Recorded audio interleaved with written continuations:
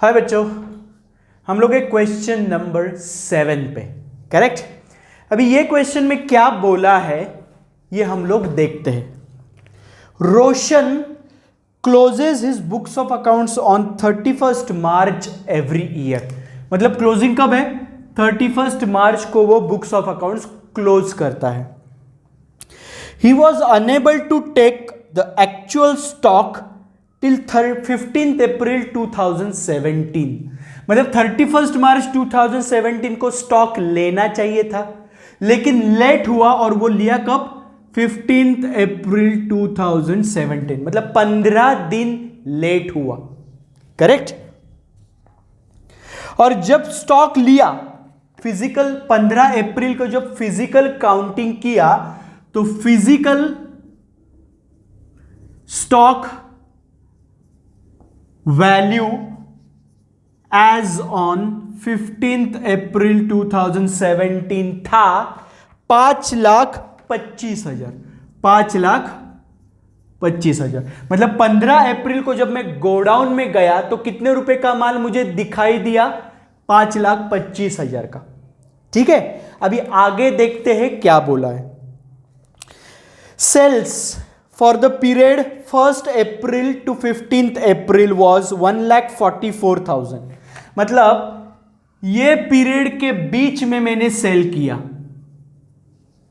Correct. मतलब ये period के बीच मेरे से माल चला गया तो 15 अप्रैल को जो मैंने सेल किया वो दिखाई नहीं देगा क्लोजिंग स्टॉक में।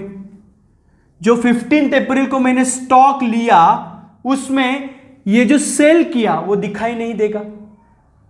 ठीक है, अभी एक काम करते हैं। पहले कितने रुपए का माल बेचा? हमारा इक्वेशन क्या है?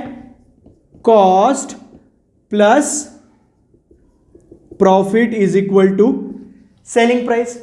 हमेशा कॉस्ट कितना मानेंगे? 100 प्लस सेलिंग प्राइस के बारे में क्या बोला है देखते हैं। Profit was made at 1/3 of the cost.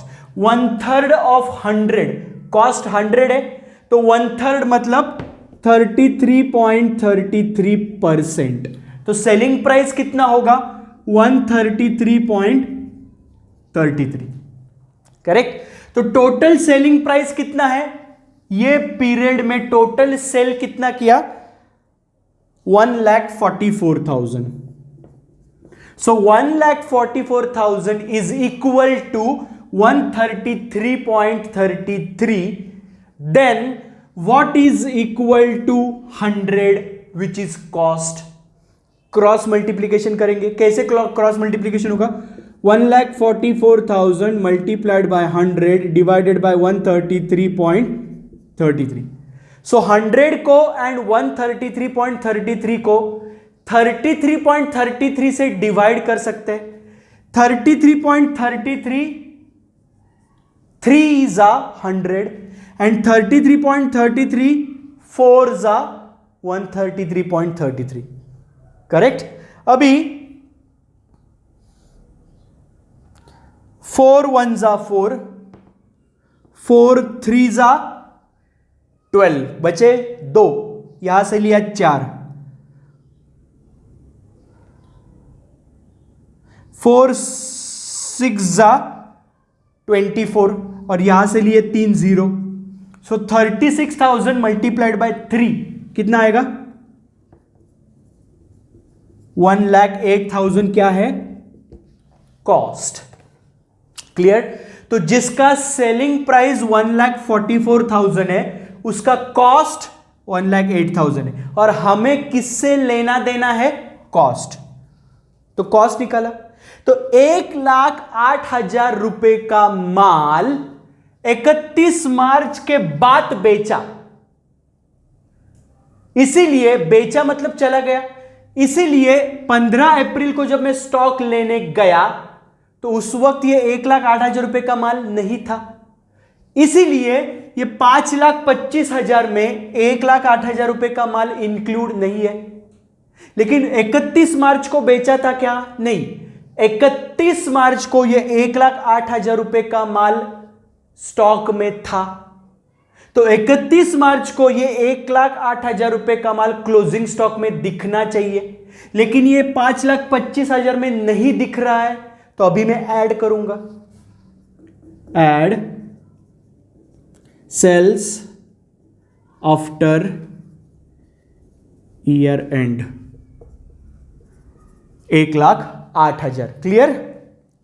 बाद में ट्रांजैक्शन बोला है purchases for the next year include in a stock amounted to ₹54,000 at a cost less 10% trade discount.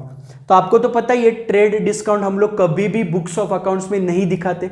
तो 54,000 में 10% ट्रेड डिस्काउंट है वो माइनस करना पड़ेगा। तो 54,000 का 10% मतलब 5,400। करेक्ट। तो कितना आएगा? 48,600 का माल परचेस किया, purchase bit after year and. तो 48,600 का माल 5,25,000 में दिखाई दे रहा है क्योंकि वो गोडाउन में होगा।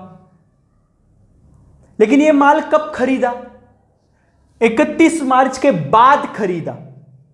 31 मार्च को वो माल गोडाउन में था क्या? नहीं।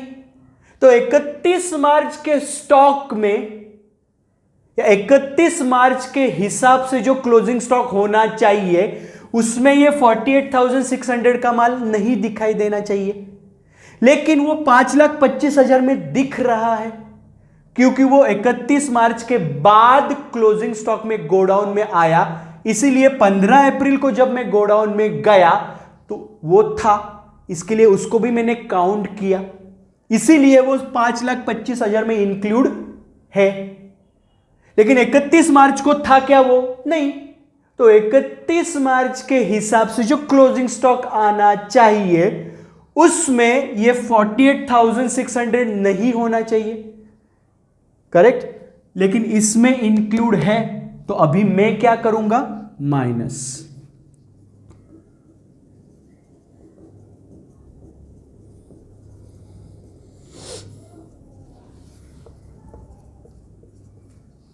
क्लियर।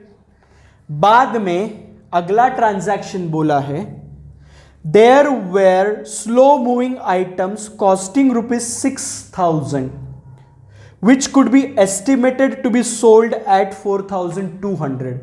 आपको पता है ना कि क्लोजिंग स्टॉक, आपको 11वीं या 12वीं का याद है, 11th स्टैंडर्ड या 12th स्टैंडर्ड, आपको क्लोजिंग स्टॉक का एडजस्टमेंट दिया जाता था फाइनल अकाउंट में, जिसमें बोला जाता था जो क्लोजिंग स्टॉक है उसका कॉस्ट है और उसका मार्केट प्राइस है। तो कौन सा आप फाइनल अकाउंट्स में दिखाते थे?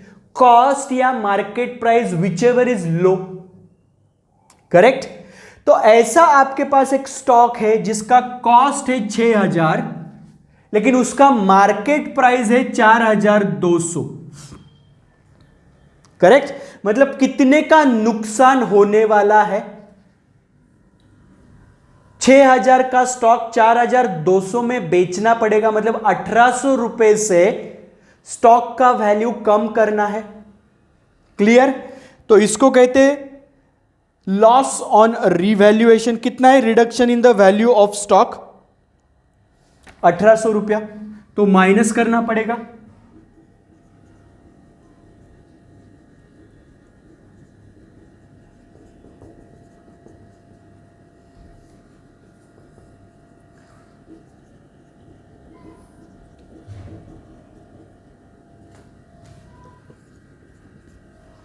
क्लियर। बाद में जो ट्रांजैक्शन है वो पढ़ता हूं। बाद में बोला है due to certain reasons some goods costing ₹7,500, मतलब ऐसा माल जो उसका कॉस्ट कितना है 7,500, were supplied late by supplier, therefore the customer refuse to accept the goods. As a result the net realizable value was estimated to be 3,000, market price 3,000। मतलब मैंने 7,500 का एक मेरे पास ऑर्डर आया कस्टमर से, तो तो मैंने सप्लायर से माल मंगवाया कस्टमर को देने के लिए, लेकिन सप्लायर ने माल लेट सप्लाई किया, इसके लिए कस्टमर बोला अभी मैं नहीं लूंगा, करेक्ट। तो वो माल का कॉस्ट था 7,500, लेकिन अभी अगर मैं ये माल बेचने जाऊं तो 3,000 रुपए में ज्यादा से ज्यादा बेच सकता हूं। इसके लिए माल जिसका कॉस्ट 7,500 है, अभी आज के दिन उसका वैल्यू कितना है? 3,000। मतलब कॉस्ट अपना माल का वैल्यू कम करना है 4,500 रुपए से, correct. So reduction value of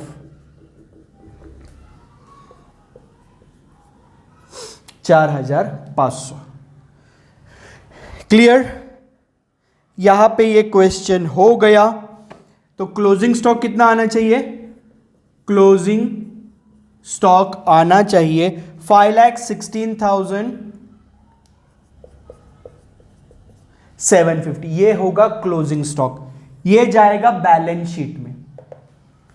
clearly समझ में आया? फिजिकल स्टॉक टेकिंग को कन्वर्ट किया क्लोजिंग स्टॉक, जो एक्चुअली दिखना चाहिए बैलेंस शीट में।